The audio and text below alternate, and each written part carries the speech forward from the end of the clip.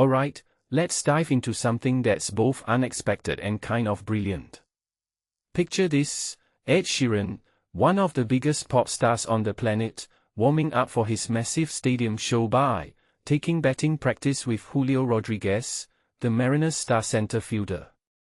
Sounds like a fever dream, right? But it's real, and it's fascinating.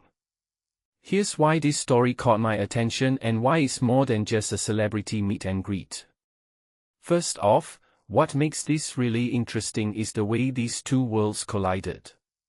You've got Ed Sheeran, a guy who's sold out arenas worldwide, crossing the street from Lumen Field to T-Mobile Park just to swing a bat.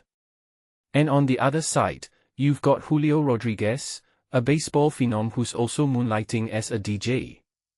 Personally, I think this crossover moment highlights something bigger: the way athletes and artists are blurring the lines between their professions.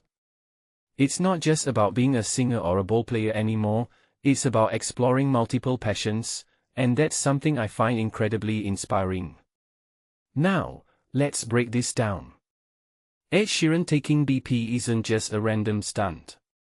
If you take a step back and think about it, it's a masterclass in how to stay grounded and human in the midst of superstardom.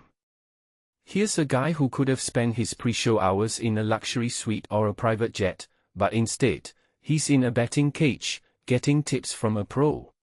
What this really suggests is that even at the top, there's a desire to connect with something real, something outside the bubble of fame. And honestly, that's a detail I find fascinating. On Julio's side, his DJing gig isn't just a side hustle, it's a full-blown passion project. The fact that he's DJing the Mariners Alumni Home Run Derby is huge. In my opinion, this speaks to the evolving identity of modern athletes.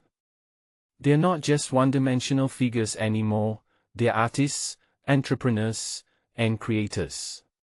What many people don't realize is that this kind of diversification is becoming the norm, not the exception.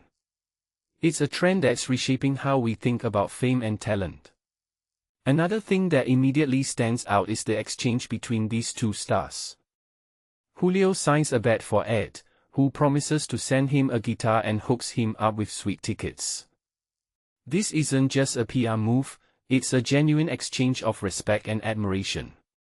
From my perspective, this kind of collaboration is what makes the world feel smaller and more connected. It's a reminder that no matter how famous you are, there's always room to learn from and appreciate someone else's craft. But here's the deeper question this story raises: why do we find these crossovers so compelling? Personally, I think it's because they challenge our assumptions.